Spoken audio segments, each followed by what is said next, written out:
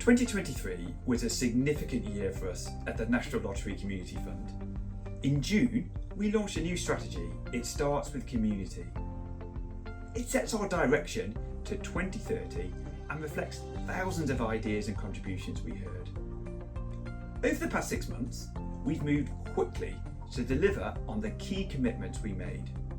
First, on National Lottery Awards for All, we've doubled the amount of funding available and the length of time of awards.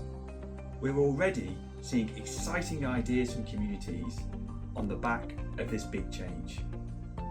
We've launched a new UK-wide fund to support communities to come together and make for a better connected society.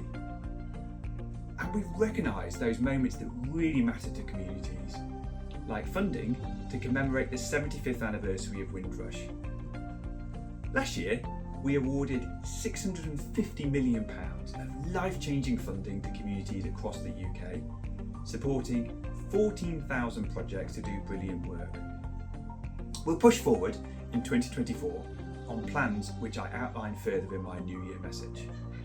And finally, I'd like to say a big thank you to National Lottery players and our hard-working teams and partners.